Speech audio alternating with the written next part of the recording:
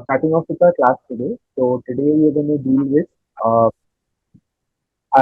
the CCS part of our part two exam, and we are going to deal with the domain that we're going to study today is Renal. Okay? So just a few points about your part two exam specifically when it comes to the clinical case.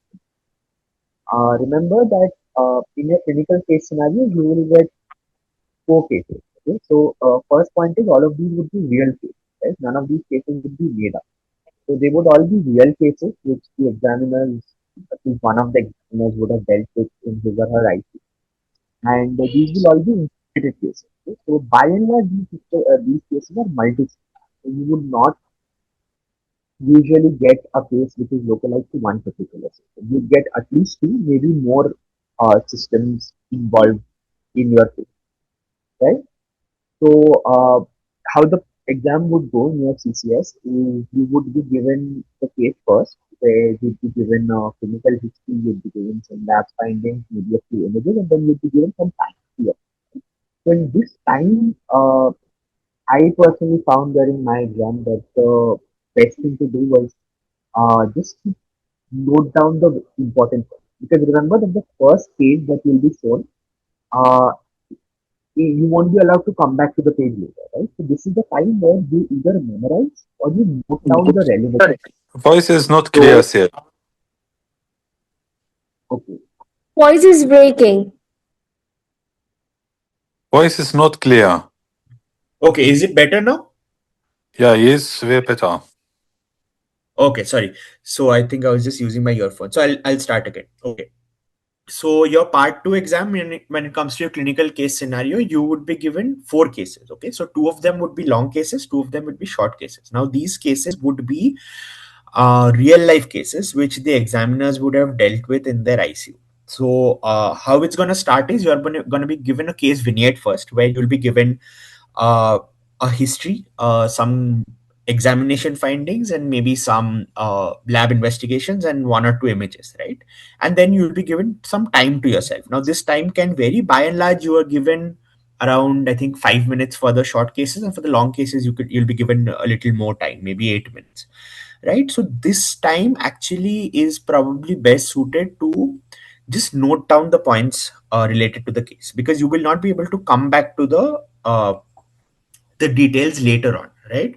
So remember that in an EDIC exam, you are always allowed a pen and a piece of paper, right? It's best that when your proctor check is ongoing, you just tell them that I'm going to keep a piece of paper and a pen, and you just show it to them, right? It's always helpful to have this. So when you're given that time to yourself, the best thing to do probably would be to note down all the important aspects of the case, right? Whatever you feel you might need to come back to later. It could be some aspect of the history, it could be some lab investigations. If possible, just write down the entire case, right? That's what I did in my exam, and it proved to be very helpful, because remember that this is the only time you'll be given to look at the case properly, right?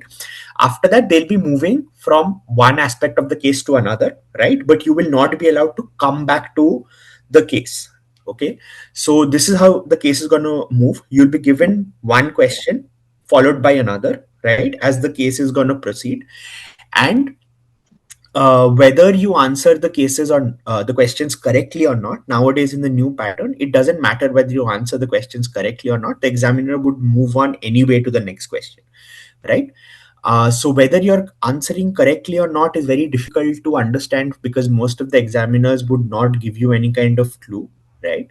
But if the examiner is not moving on to the next question, or if they're constantly asking the question anything else, that means you should rethink your answer, right? That means you're definitely missing out on something, right? Either you're not getting the provisional diagnosis correct, or you're not able to say exactly what they want to hear. Okay, so that's when you should rethink your answer. If you've given an answer and the examiner moves on, by and large that means that you're correct. But remember, sometimes the examiners also move on because of lack of time. So if you're taking too long to answer a particular question, they might also move on to the next question. Okay, so in today's class, let us test that a bit. I have included questions which are restricted to renal, right? But in your exam, like I said, it will be an integrated case. So it might be a multi-system involvement. Two or more systems might be involved. So I think it's important in these uh, sort of presentations. See, it can always be a didactic lecture, but I think what would be most important for you who are going to sit for the part 2 exam is try to interact. Okay, try to interact, because that's where you'll get the hang of it. You'll know how much you're getting correct, how much you need to improve, right? So make use of this opportunity. I have 5 stems. Okay, so I'm going to show you the stem first, and we'll try to keep it like the final exam. Okay, so I'm just going to give you some time. All of you can keep a pen and a piece of paper ready and just note down all the relevant details, because I'm not going to come back to STEM, and this is how it's going to be in the final exam as well. Okay, so then I'm going to ask you the questions. One person try to answer all the questions related to one STEM. Okay, and this will just be a practice for your final exam. um, if you have any questions in relation to the framework of the exam, in relation to how the exam is going to move, how your CCS table is going to go, you can like unmute yourself anytime and ask me even before we move on to the stems. Okay, so by and large, any questions? It's very important to, more than to know critical care, it's very important to know the pattern of the exam. Okay, it's very important to be prepared for the pattern of the exam, because often that is what distinguishes a, a candidate from passing and failing, right? Like, I'm sure all of your critical care knowledge is quite up to date, but even then a lot of people go into the edic 1 and edic 2 exam not really knowing what to expect. Okay, so that's where these kind of uh, classes become useful, because more than knowing the theoretical aspects, it also becomes very important to be prepared for what's coming in the exam.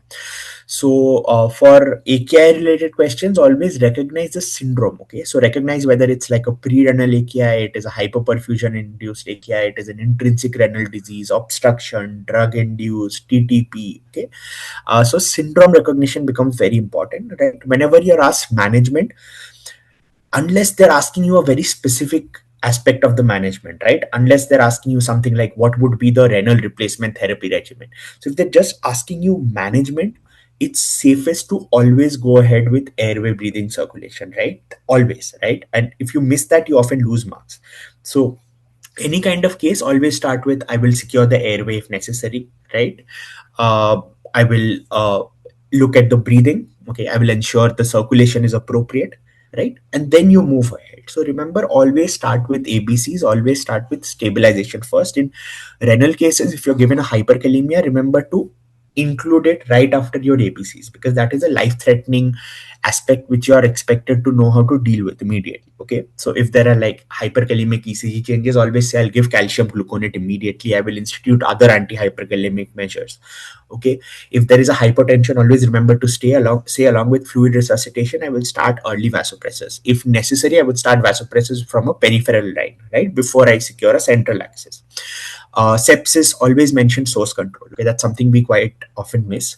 And multidisciplinary calls are also very important for your part 1 exam. So if you're given like a head trauma, okay, and you're asked what your management would be, all of us would say, okay, I would give hyperosmotic therapy, I would uh, do the multi-tiered aspect of ICP control. But always remember to say I would get ask for a neurosurgical opinion, right? Because this also carries marks. So if you're given an acute pancreatitis and you're asked for management, you can always say I would ask for a gastroenterologist opinion also, right?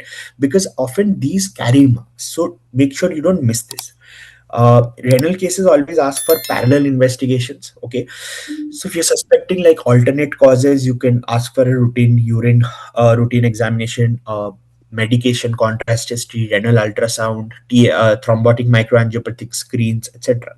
Okay, remember that nephrotoxin stewardship is something they would test. So always say I would like to stop all kinds of nephrotoxic medications, especially when your patient has developed AKI. Okay, always say that I would adjust antimicrobials according to the GFR.